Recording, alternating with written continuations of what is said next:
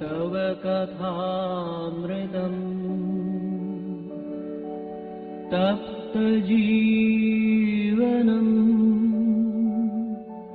कविभिरीडितम् कल्मषापहम् श्रवणमङ्गलम् श्रीमदाततम् भुवि गृह्णन्ति ये भूरिदा जनाः भुवि गृह्णन्ति ये भूरिदा जनाः। ॐ तव कथामृतं तप्तजीवनं कविभिरीडितं कल्मषापहम् श्रवणमङ्गलं श्रीमदाततं भुवि गृह्णन्ति ये भूरिदा जना. We are studying the Gospel of Sri Ramakrishna, and we are still in the conversations of 11th March is still continuing, and there yesterday we shall go back a little and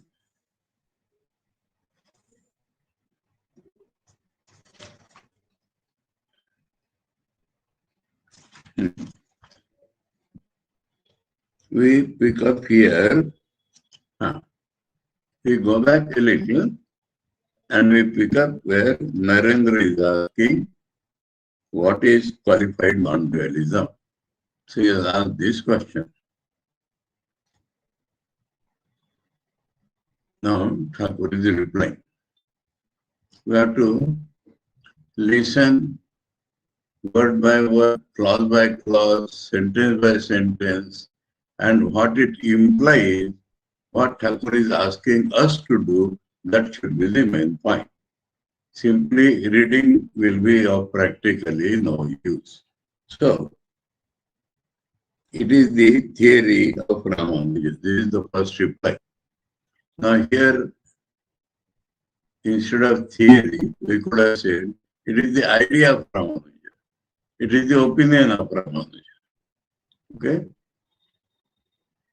Vishishtadvaita is Ramanuja's opinion. Vishishtadvaita is Ramanuja's theory.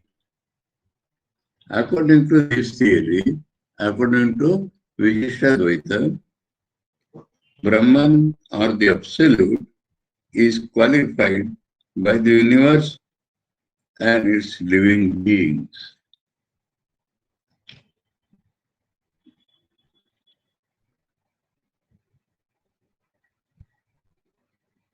Now, here I differ from the translation.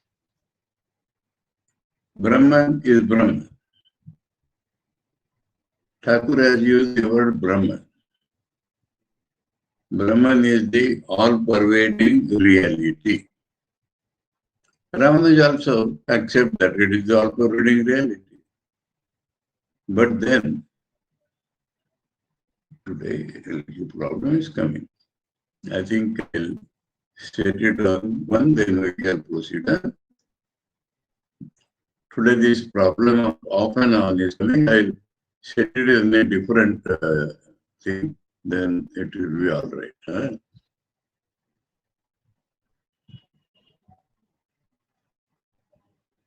How it is.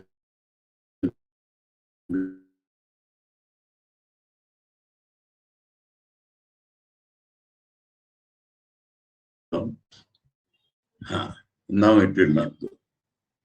So, absolute. We use the word absolute for Nirapeksha, Nirguna, Brahma. Nirapeksha only is absolute, unrelated, not expecting anything. That is absolute.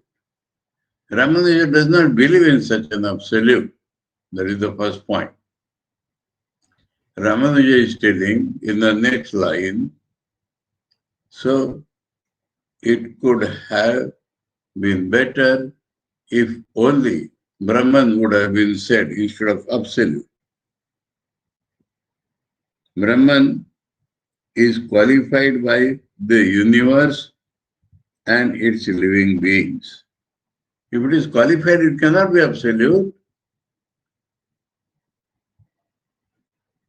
So by nature, Brahman is qualified.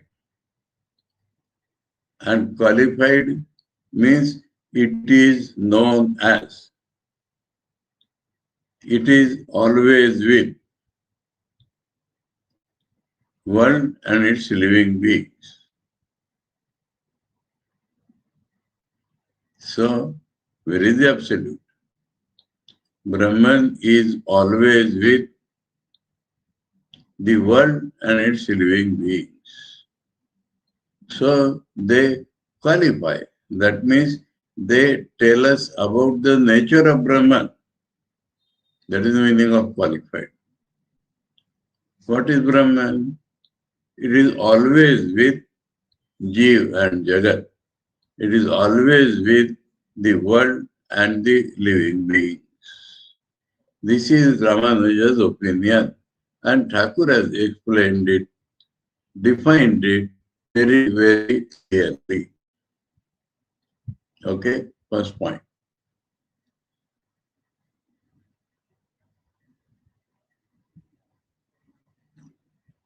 Then he further elucidates it. These three, Brahman, the world, and the living beings, together constitute one. That is a beautiful description. There is nothing absolute here, nothing absolute. These three together, that means they are all real. So these three together makes one.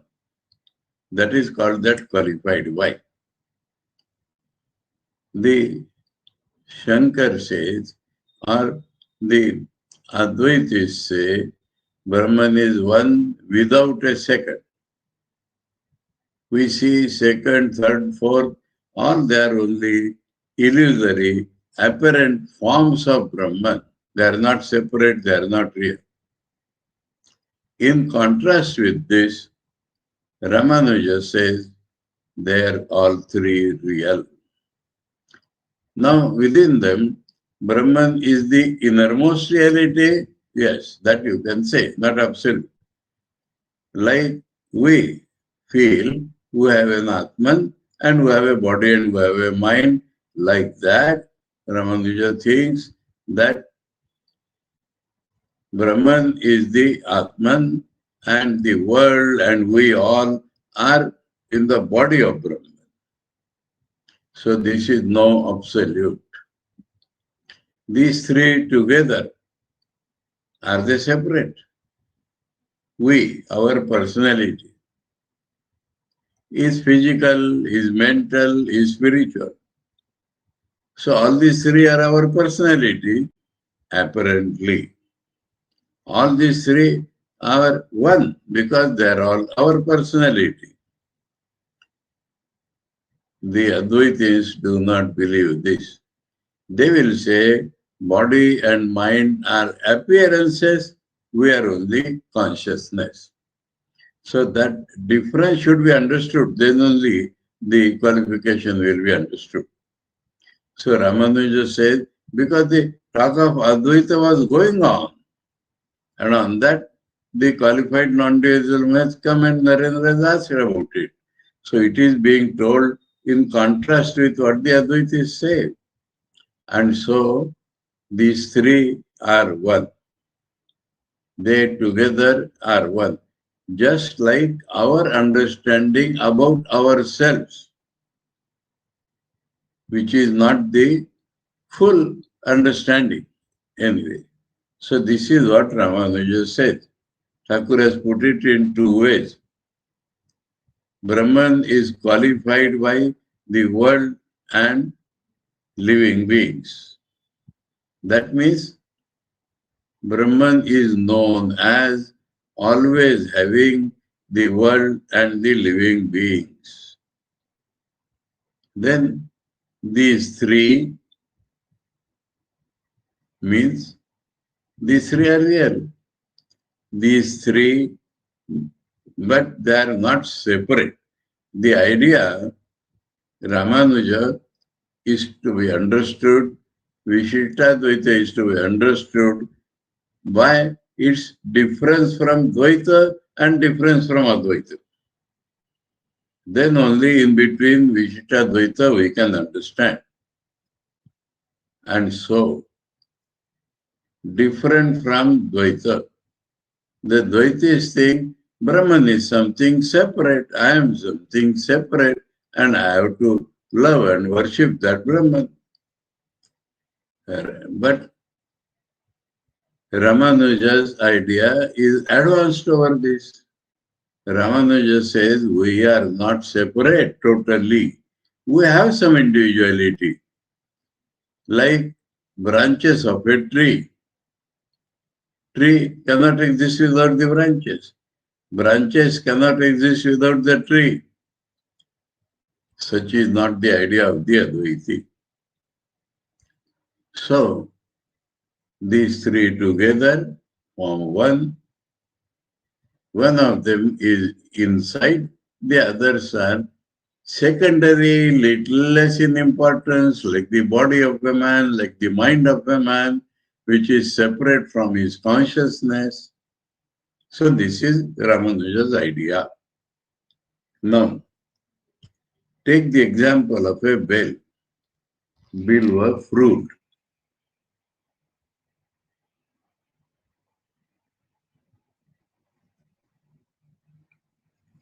Now, bell fruit. Bell is in vernaculars. The Sanskrit word is bilvam. If you use bilvam, then all Indians will understand. If you see bell, then North Indians only will understand. Anyway, so now take the case of a bilva fruit. Now, we want its weight. That means we are taking all the three parts to be real. Then only we want its weight. So this example is a relative example. A man wanted to know the weight of the fruit.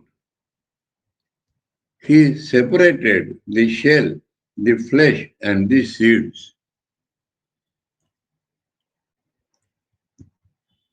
Separated. But can a man get the weight by weighing only the flesh? He must weigh flesh, shell, and seeds together.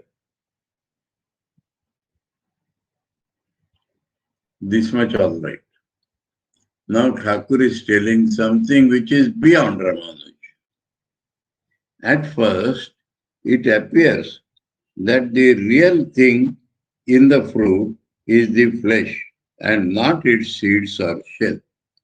Does Ramanuja talk like that ever? Then by reasoning, you find that the shell, seeds, and flesh all belong to the fruit. The shell and seeds belong to the same thing that the flesh belongs to. This is all qualified. Likewise, in spiritual discrimination, one must first reason, following the method of neti, not this, not this. God is not the universe. God is not the living beings. Brahman alone is real and all else is unreal. Everywhere, Thakur has talked like that everywhere. First this and then see. Ramanuja has never talked like that. Ramanuja's Vishnadvaita Thakur has explained beautifully, but he has realized the Advaita. And so in his talk, always that Advaita will come and then Through that he is explaining Vishishtadvaita. So first, remember, first neti neti, first the real nature of Brahman, first the world is unreal, Brahman alone is real. And then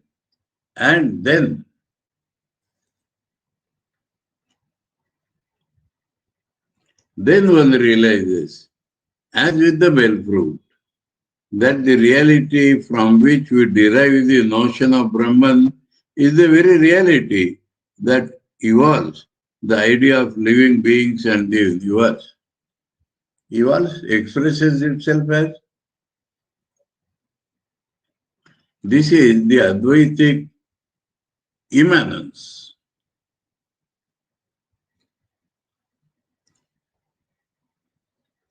The Nitya and the Leela are the two aspects of one and the same reality.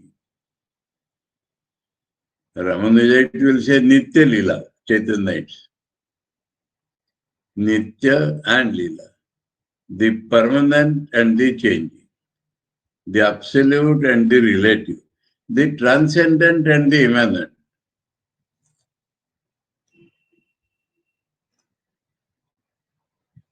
Are the two aspects of one and the same reality. This is real Advaita. Real Advaita. Real Advaita always understands transcendent and immanent. And as Thakur says, they are equally true. Not only transcendent.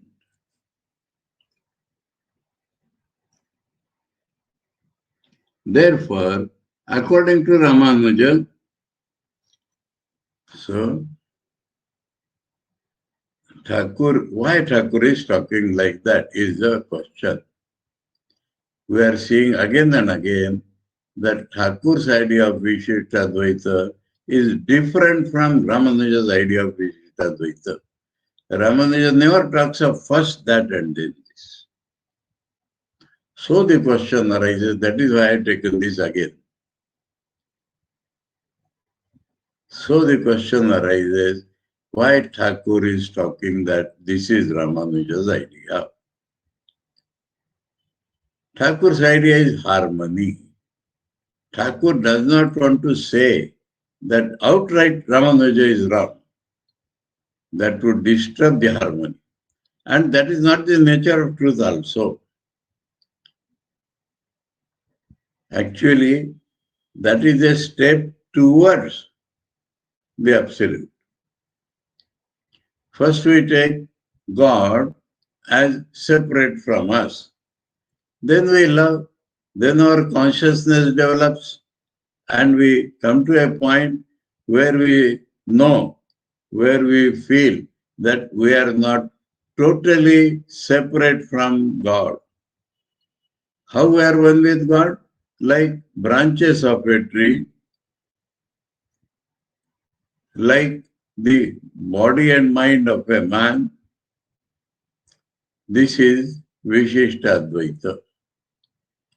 Then when we progress further, we come to see that we have no existence other than God. After that, again, we come back to see that there are many things seen in this world. But now our realization is that they are not separate, they are appearances of Brahman. This is what Thakur's teaching is. So Ramanuja is valid at a particular stage of our development. If you say it is wrong, then we are wrong. And so Thakur does not want to subscribe to the dry theory of Advaita, where it ignores this aspect or this step of realization. It is a step of realization, and also after the full realization, it is a step where we can comfortably stay. So these are the two sides, on the way and afterwards. And afterwards, we do not see the world as we are seeing now. We see Brahman appearing as all this. So that is a big difference. Brahman is appearing as all this. They are apparently real. They are appearances of Brahman, not real in themselves. Anyway, so as far as I could do, I have tried to explain it. And Thakur always says that Ramanuja also is true, because we experience like that when we are progressing. And the progress is not yet complete. Then we go further and realize our identity with God. Then not this that we are separate and not separate. No. So, and after that identity, we again stay normally one or two steps below that Advaita realization, that is Thakur's language. And below is again appearance, that all these appear to be real now. All these appear to be real because Brahman appears as all of them. So that is how the things are to be judged. And the point was, Thakur does not outright condemn or criticize Ramanuj, because it is an essential step on the way and also in a different illumined way. It is a place where we can stay after realization.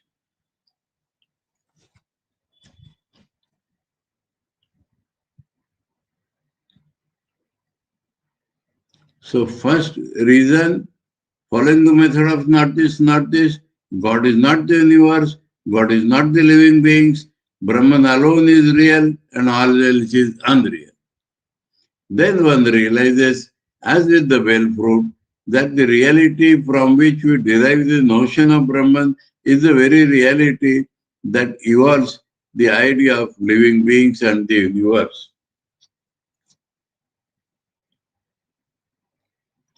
The Nitya and the Leela are the two aspects of one and the same reality.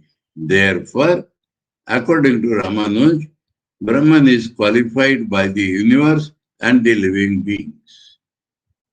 This is the theory of qualified non-dualism. She has explained it to Swamiji and to all of us. To M. But Thakur is not satisfied with that. So Thakur says, I do see God directly. What shall I reason about? I clearly see that he himself has become everything. Become everything. That he himself has become the universe and all living beings. That is very different from qualified by those. He himself has become all of them. And that Thakur directly experiences. So where is the position of reason? This is another point we have to understand very clearly.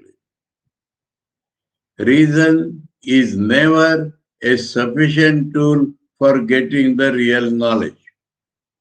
Reason depends upon the data given by our direct experience. And so, its scope is very limited. We have to refer, if you want, to Shweta Shvatar Upanishad. There, those are devoted to Brahman sit together and they examine all other theories and they are thinking whether Brahman is our cause or what, and they end their reasoning without a conclusive proof. And at that point, they understand that reason is insufficient to know about Brahman.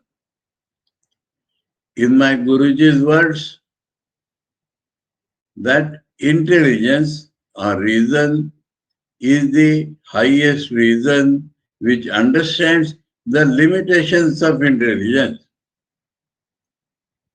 That reason is the best reason which understands the limitations of reason. So what we do? We drop that reason. By reasoning, we must come to this point that reason is insufficient. Reason can disprove all the wrong things. Reason cannot talk anything about the ultimate reality. So we have to reason because that is God has given us reason.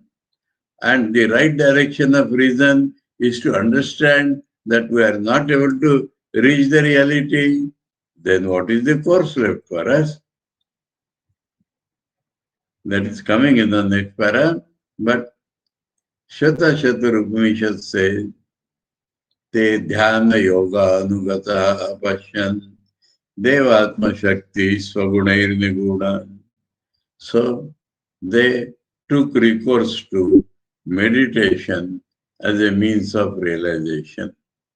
Having come to the conclusion that reason is insufficient, they gave it up and they took up meditation as the means of realization.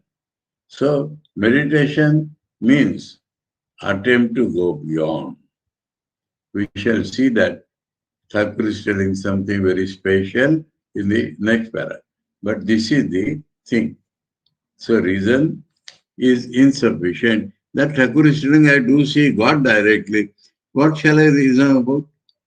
I clearly see that he himself has become everything, that he himself has become the universe and all living beings. But without awakening one's own inner consciousness, one cannot realize the all-pervading consciousness.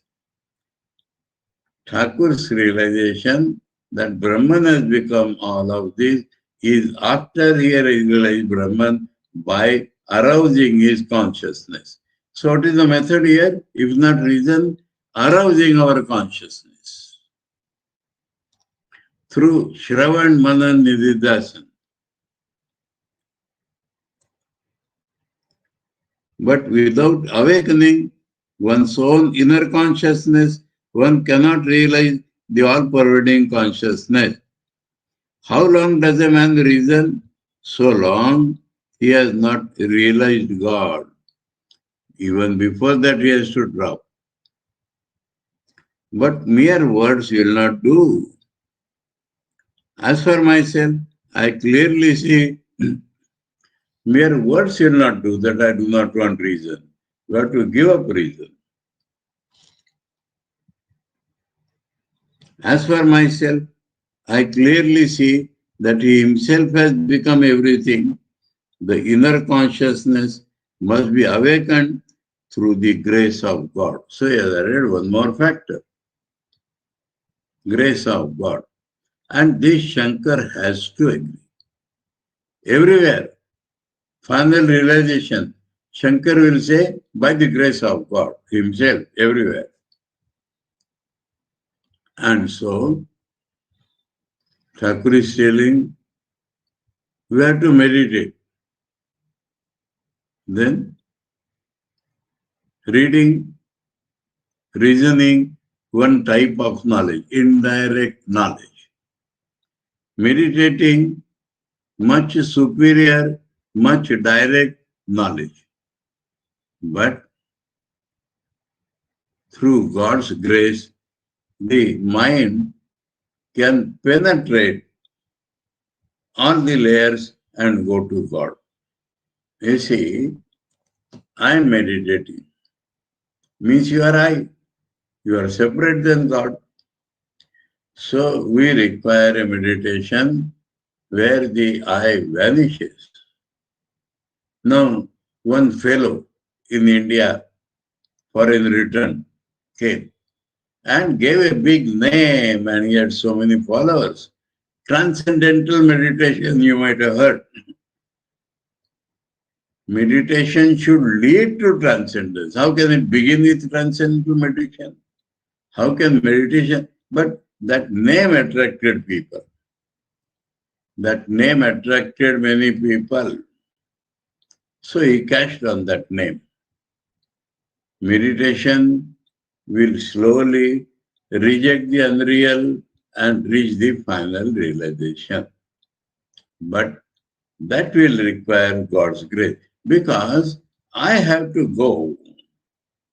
I cannot realize God. I will drop, and then the realization of God will take place. And so, I cannot have the power to drop my I. I have to make that attempt. I have to go on making attempt to drop my I. But if it happens, it can happen only by God's grace. It can happen by God's power.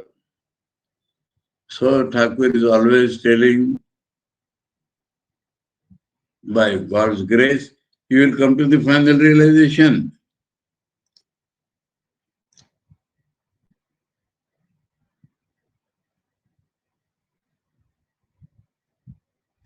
Through this awakening, a man goes into samadhi. Another beautiful point here is, what is the connection between the Vedantic books and realization? Most of the people say they talk about realization.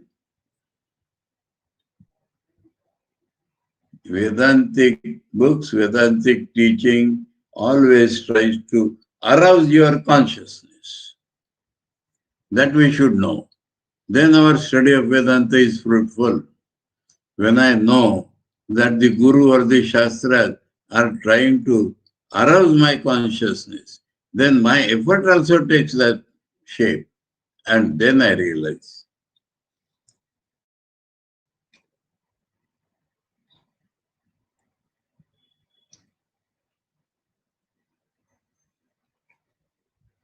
And this itself takes place by the grace of God.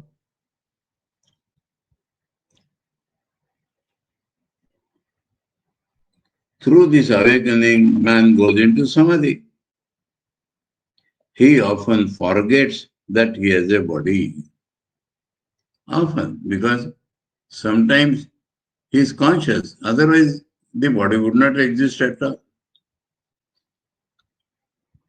Thakur's every word is 10% tallying with the scriptures. Gaudapada said, such a man, chala chala nigetascha. Sometimes he is living in this body which is moving. Sometimes he is living in his real nature which is unmoving. That is the state of consciousness.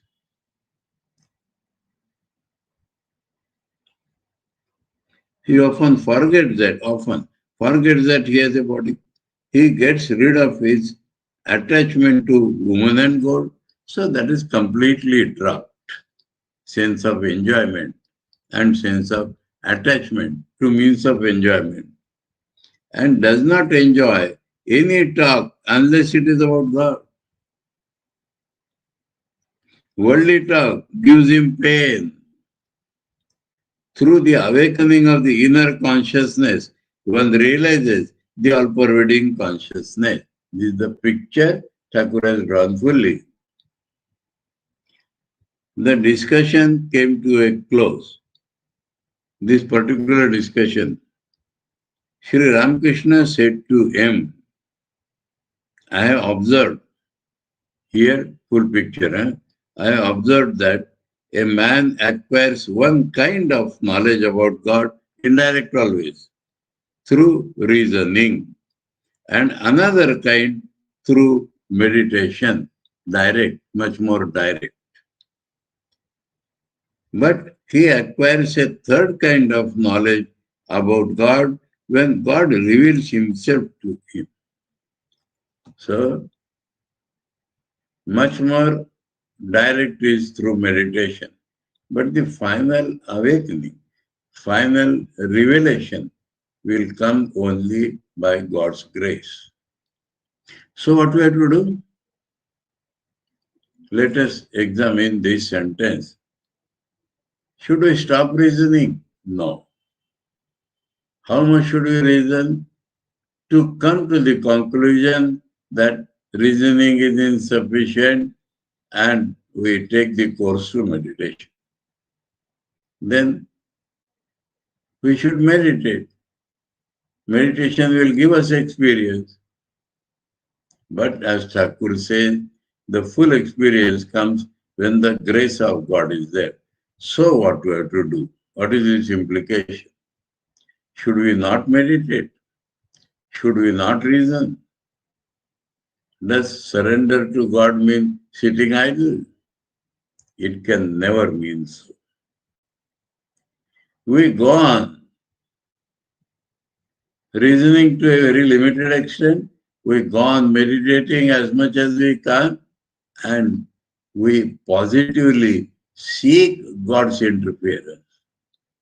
We have to pray to God. That Thakur has told again and again. So because the final realization, this is very important point, final realization is through God's grace, does not mean we become idle and wait when God's grace will come, then what can I do when God's grace will come? No, God's grace does not come like that. Two things we have to simultaneously do. We should meditate. Plus, we should seek the grace of God. We should beseech the grace of God. We should pray to God continuously. Then the gate opens.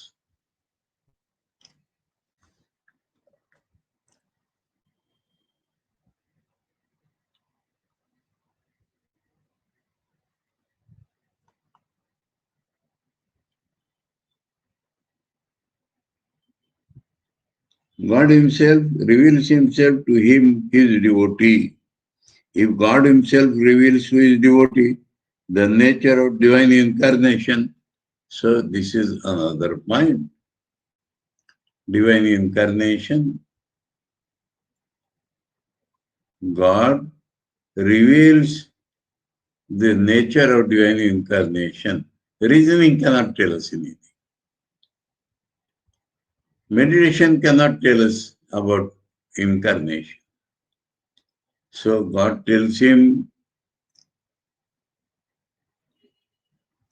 if God himself reveals to his devotee the nature of divine incarnation, how he plays in human form, then the devotee doesn't have to reason about the problem or need an explanation. Don't need an explanation. God has told us everything. Do you know what it is like? Suppose a man is in a dark room.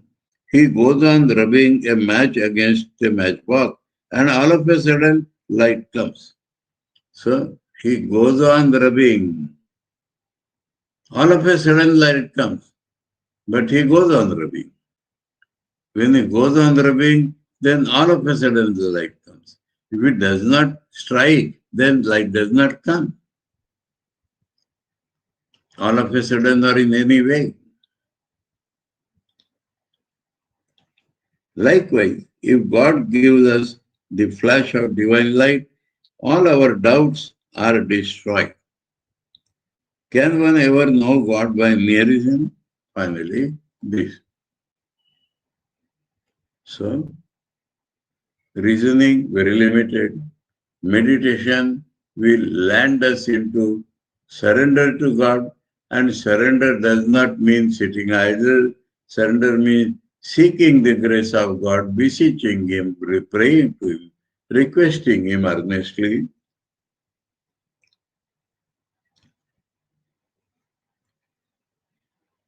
Sri Ramakrishna asked Narendra to sit by his side. He tenderly inquired about his health and showed him much affection. We know the Narendra's condition at that time. His father had died, people in his house were hungry, and he wanted to go away, but Thakur has held him because he has to learn many things and he has to help in Thakur's Leela continuation. Narendra to the master. Why? I have meditated on Kali for 3 or 4 days, but nothing has come of it.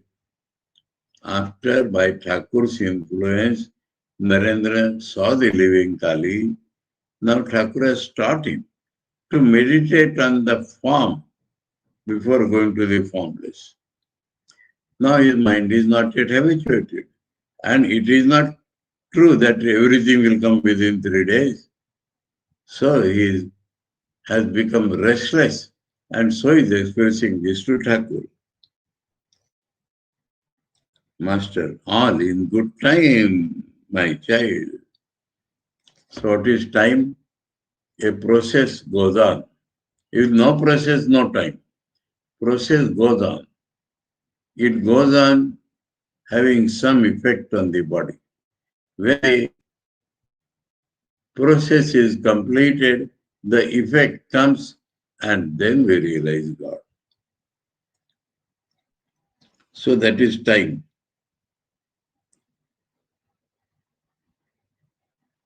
Or in good time, my child. Kali is none other than Brahman. So clear idea, clear notion is essential. And so Thakur is telling again and again to Narendra. That which is called Brahman is really Kali. She is the primal energy.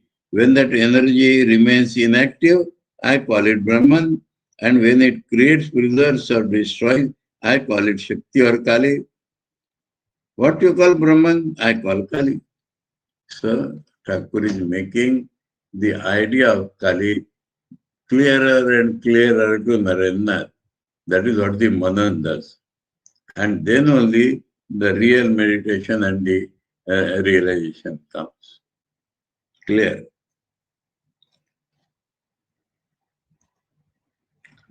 Brahman and Kali are not different. They are like fire and its power to burn. If one thinks of fire, one must think of the power to burn. If one recognizes Kali, one must also recognize Brahman. Again, if one recognizes Brahman, one must recognize Kali. Brahman and its power are identical. It is Brahman whom I address as Shakti or Kali. Clear? And Narendra requires to meditate on that to get the full truth. It was late at night. Girish asked Haripada to call a cab, for he had to go to the theatre. Now we get the connection. He waited for Thakur. And after all this, when it was very late, Girish going to the theatre. As Haripada was about to leave the room, the master said with a smile, mind a cab, don't forget to bring one. All that means while going, you should not forget what you are going for. Haripada smiling, yes sir, I am going out just for that. How can I forget you? Girish, that I should have to go to the theatre and leave you here. So he is not happy with that idea. Master, no, you must hold to both. King Janaka paid attention to both religion and worldly duties and drank his milk from a brimming cup. So here also you see the same thing. Example of Janaka is given, but Janaka could achieve that after realization. So Thakur shows that as the model to follow, not to imitate. Same thing. So now Girish has to hold both. One will drop, then he will read. And afterwards, if he sees this, it will be a different way. Girish, I've been thinking of leaving the theatre to the youngsters. Master, no, it is all right. You are doing good to many. That is the work which purifies. Narendra said in a whisper, just a moment ago, he, meaning Girish, was calling him incarnation, meaning Sri Ramakrishna, God, an incarnation. And now he is attracted to the theatre. This is another important point. What is the meaning of incarnation? Incarnation is God himself. What is the meaning of God? God is all pervading. God is the reality, one without a second. So where does theatre exist? That is Narendra's question. It is not ridicule, but what Narendra does, he does not believe in anything unless he realizes it. In his dictionary, mere faith has no place. And Girish has tremendous faith. So his faith tells him that Thakur is an incarnation, but he has not realized it. And so the hankering for other things also are there, which Girish may think I will give up, but he will not able to give up. He will not progress also without that. Thakur knows all this and he has encouraged Girish to go to the theatre, though Naren has given a taunt. Because Naren knows what is realization, what if the real belief in incarnation would have come. We must be aware of this clearly.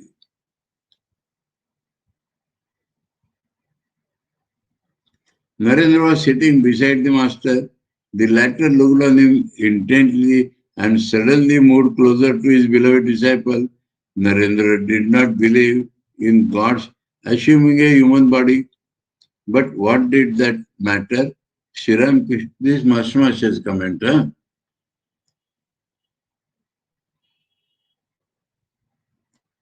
Master perhaps does not know that Narendra has already believed Kali.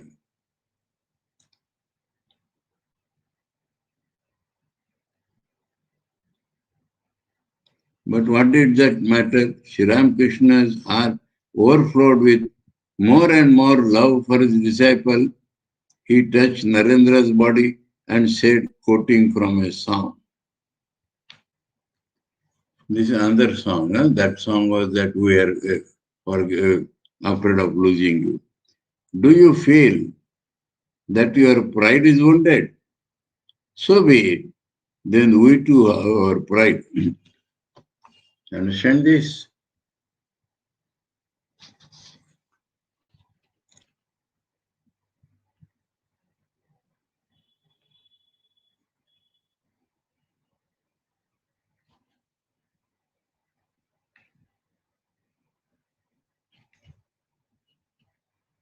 मान कोल्ली तो कोयली आमराव तोर मान्याची, right? So friends of Radha telling Radha that you have wounded feeling and so you are not going to Krishna and you are panting also to go to Krishna. So we also know how to have wounded feeling, but we do not stop there. You must seek him. He will come. So that is a message for Narendra.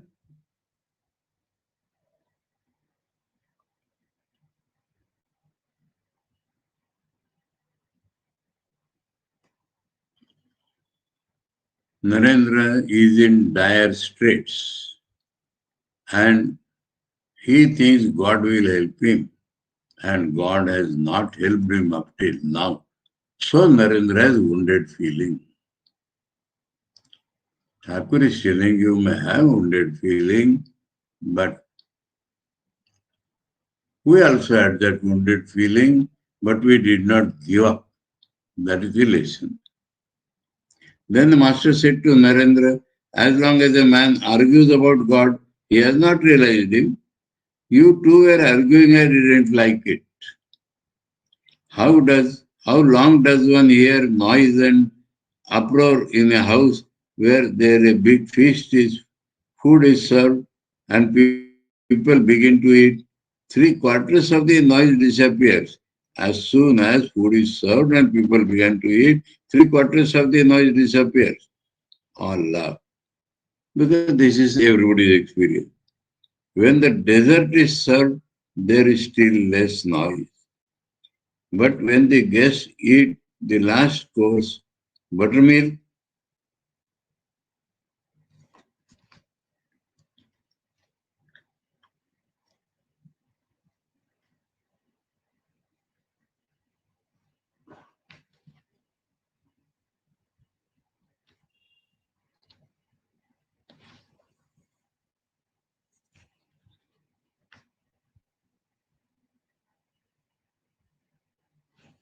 you see, the equivalent people thought was curd.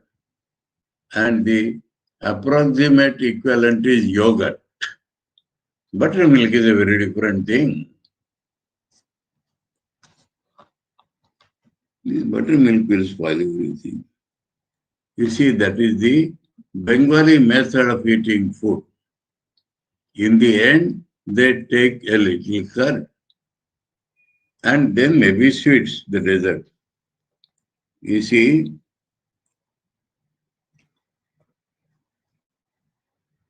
last course, yogurt. Then one hears nothing but the sound, soup, soup. If you are eating buttermilk soup, soup will not come. You are drinking it. Why this change? Why this change? When the meal is over, the guests retire to sleep and all is quiet. So, thinking, argument slowly disappears. When the mind becomes ingoing, slowly it disappears till the mind goes into samadhi. That Thakur has given a figure. The nearer you approach to God, the less you reason and argue. When you attain Him, then all sounds, all reasoning and disputing come to an end. Then you go into samadhi, sleep. Sleep means equivalent. Samadhi is not sleep. But the analogy of eating food was given, there sleep, here samadhi. Into communion with God in silence, that is the essence. The master gently stroked Narendra's body and affectionately touched his chin. That is how the affection is shown by mothers to their children. Uttering sweetly the holy words, Hari Om, Hari Om, Hari Om. So here it is evident Master Masha is not aware of Thakur telling Narendra has accepted Kali. We in gospel we have never come across that. He was fast becoming unconscious of the outer world, Master. His hand was on Naren's foot. Still in that mood, he gently stroked Narendra's body. Slowly a change came over his mind. With folded hands, he said to Narendra, sing a song, please, then I shall be all right.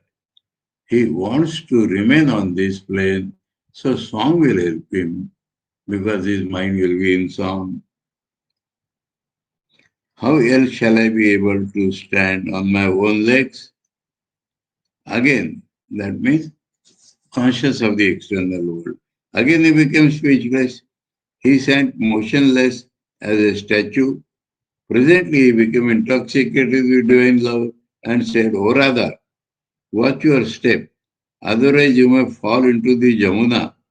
Ah, how mad she is with the love of Krishna. So, that is Thakur's own sight. Radha could not understand and she would have gone to Jamuna. So Thakur is trying to keep himself outside, but his mind is rushing into Brahman. That he has put this way. And the master was in a rapturous mood. Quoting from a song, he said, "Tell me, friend, how far is the grove?" This is Radha song, where when Krishna, my beloved, dwells, where his fragrance reaches me even here, but I am tired and can walk no further. So I want to go there. Then the master completely forgot the outer world. He did not notice anyone in the room, not even his beloved Narendra seated by his side. He did not know where he himself was seated. He was totally immersed in God. Suddenly, he stood up, shouting, deep drunk with the wine of divine love. As he took his seat again, he muttered, I see a light coming, but I know not whence it comes. What is this light? Nobody understands.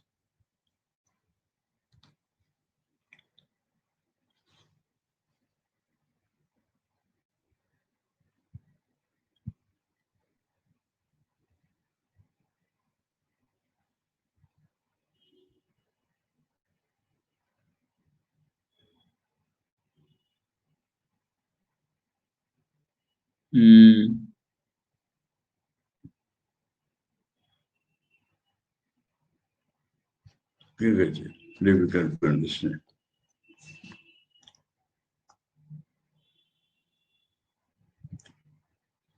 That the master. Now Narendra sang. Okay. Lord, thou hast lifted all my sorrow with the vision of thy face that he had seen Kalina, and the magic of thy beauty has bewitched my mind. Beholding thee, the 7 words forget their never-ending woe. What shall I say then of myself, a poor and lowly soul? Listening to the song, Sri Ramakrishna again went into deep samadhi. His eyes were closed and his body was transfixed. Coming down from the ecstatic mood, he looked around and said, who will take me to the temple garden?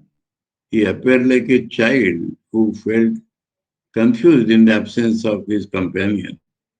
It was late in the evening. The night was dark. The devotees stood by the carriage that had been brought to take the master to Dakshineshwar. They helped him so gently, for he was still in deep ecstasy. The carriage moved down the street and they looked after it with wistful eyes. Soon the devotees turned homeward, a gentle south wind blowing in their face, somewhere humming the lines of the song, Lord, what Narendra's song, that has a lasting effect. Lord, Lord, thou hast lifted all my sorrow with the vision of thy face, and the magic of thy beauty has bewitched my mind. So we come to the end of that March 11. Om Tava Kathāmritam Tapta Jivanam Kaviviridhitam Kalmashapaham Shravanamangalam Shrimadatam Bhui Grunanti Bhuridajana Om Shanti Shanti Shanti Hari Om Tat Sat Sri Ramakrishna Arpanamastu.